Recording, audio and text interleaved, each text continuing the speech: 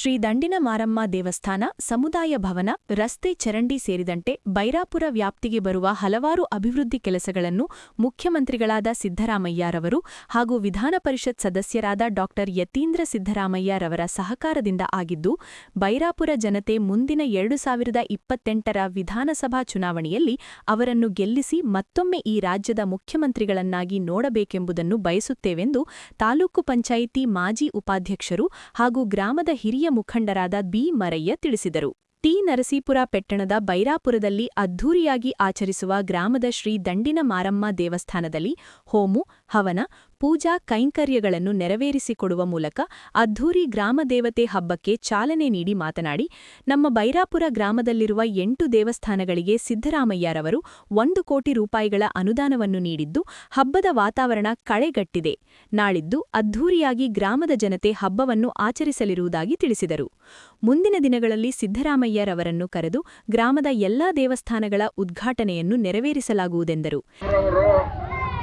ನಮ್ಮ ಗ್ರಾಮಕ್ಕೆ ಸುಮಾರು 8 ದೇವಸ್ಥಾನಗಳಿಗೆ ಅನುದಾನವನ್ನು ನೀಡಿ ದಂಡಿನ ಮಾರಮ್ಮನ ದೇವಸ್ಥಾನ, ಹಿತ್ತಲ ಮಾರಮ್ಮನ ದೇವಸ್ಥಾನ, ಉಪ್ಪಿಟ್ಟು ಸೊಪ್ಪಿಟ್ಟಮ್ಮನ ಮಾರಮ್ಮನ ದೇವಸ್ಥಾನ ಮತ್ತು ಚೆನ್ನಪ್ಪಾಜಿ ದೇವಸ್ಥಾನ ಅಭಿವೃದ್ಧಿಗೋಸ್ಕರವಾಗಿ ಮಾನ್ಯ ಮುಖ್ಯಮಂತ್ರಿಗಳು ಮತ್ತು ಯತೀಂದ್ರ ಸಾಹೇಬ್ರವರು ನಮ್ಮ ಎಡಗೈ ಜನಾಂಗದ ಬೈರಾಪುರ ಗ್ರಾಮಕ್ಕೆ ಸುಮಾರು 1 ಕೋಟಿ ರೂಪಾಯಿಗಳನ್ನು ನೀಡಿ ಎಲ್ಲ ದೇವಸ್ಥಾನಗಳನ್ನು ಜೀರ್ಣೋದ್ಧಾರ ಮಾಡಬೇಕು ಅಂತ ನನ್ನನ್ನು ಕರೆಸಿ, ಎಷ್ಟು ದೇವಸ್ಥಾನಗಳಿದೆಯೋ ಅಷ್ಟು ದೇವಸ್ಥಾನನೂ ಕೂಡ ಅಭಿವೃದ್ಧಿ ಆಗಬೇಕು.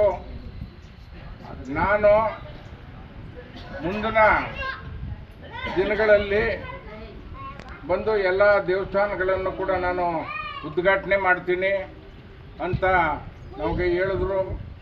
ಜೊತೆಗೆ ಏನಪ್ಪ ಅಂತ ಅಂದರೆ, ನಮ್ಮ ಗ್ರಾಮದಲ್ಲಿ ನಾಳಿದ್ದು ಹಬ್ಬ ಇರೋದ್ರಿಂದ ಇದನ್ನು ಜರೂರಾಗಿ ಬಿಟ್ಟುಕೊಡ್ಬೇಕಾಗಿತ್ತು.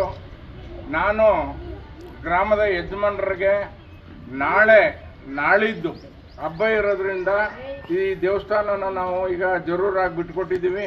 ಇನ್ನೂ ಉಳಿಕೆ ಕೆಲಸಗಳಿದೆ. ಹಬ್ಬ ಮುಗಿದ ನಂತರ ಉಳಿಕೆ ಕೆಲಸಗಳನ್ನು ಮಾಡ್ತೀವಿ.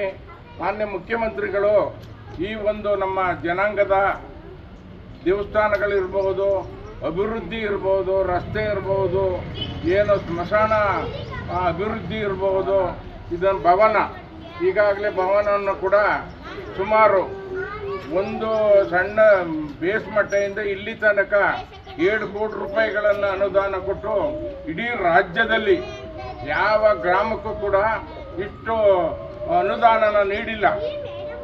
ನಾವು ಎಷ್ಟೇ ಕಷ್ಟವಾದರೂ ಕೂಡ ಮಾನ್ಯ ಮುಖ್ಯಮಂತ್ರಿಗಳು ಸಿದ್ದರಾಮಯ್ಯ ಸಾಹೇಬ್ರವರ ಒಡಗೂಡಿ ಅವರು ಇರೋ ತನಕ, ಅವ್ರ ಮಗ ಇರೋ ತನಕ ನಮ್ಮ ಜನಾಂಗದ ಓಟು ಪ್ರತಿಯೊಂದು ಮನೆಗೂ ಕೂಡ ಅವರ ಸೇವೆ ಮಾಡೋಕ್ಕೆ ನಾವೆಲ್ಲರೂ ಕೂಡ ಕಂಕಣಬದ್ಧವಾಗಿದ್ದೀವಿ. ಆದ್ದರಿಂದ ಮುಂದಿನ ದಿನಗಳಲ್ಲಿ ಮಾನ್ಯ ಮುಖ್ಯಮಂತ್ರಿಗಳನ್ನ ಕರೆದು ಏನು ಒಂದು 8 ದೇವಸ್ಥಾನಕ್ಕೆ ಅನುದಾನ ಕೊಟ್ಟಿದ್ದಾರೋ ಅದನ್ನು ಸಂಪೂರ್ಣ ಮಾಡಿ ಅವರನ್ನ ಕರೆತಂದು ಇಲ್ಲಿ ಅವರ ಕೈನಿಂದ ಉದ್ಘಾಟನೆ ನಾನು ಮಾಡಿಸ್ತೀನಿ ಅಂತ ಈ ಸಂದರ್ಭದಲ್ಲಿ ಹೇಳ್ತಾ, ಇದೇ ಸಂದರ್ಭದಲ್ಲಿ ದೇವಸ್ಥಾನದಲ್ಲಿ ನೆರೆದಿದ್ದ ಭಕ್ತಾದಿಗಳಿಗೆ ಪುರಸಭೆ ಮಾಜಿ ಸದಸ್ಯರಾದ ಪ್ರೇಮ ಮರಯ್ಯ ಕುಟುಂಬ ವರ್ಗ ಪ್ರಸಾದ ವಿನಿಯೋಗ ಮಾಡಿಸಿದರು. ಈ ಸಂದರ್ಭದಲ್ಲಿ ದಿವಾಕರ್ ಮರಯ್ಯ, ಮಹೇಂದ್ರ, ಗ್ರಾಮದ ದೊಡ್ಡ ಯಜಮಾರಾದ ಚಿಕ್ಕಲಿಂಗಯ್ಯ, ಜೆ. ಮಹದೇವ, ಚಿಕ್ಕನಂಜಯ್ಯ, ಪುಟ್ಟಸ್ವಾಮಿ, ರಾಜಣ್ಣ, ದಿಲೀಪ್ ಕುಮಾರ್, ಮಹದೇವಸ್ವಾಮಿ, ಕುಮಾರ್, ಮಹದೇವ್, ಪುನೀತ್, ಅಭಿ, ಸುರೇಶ್, ಗಿರೀಶ್, ಪ್ರಕಾಶ್, ಘಟಕ ಮಹದೇವ್ ಸೇರಿದಂತೆ ಇತರರಿದ್ದರು.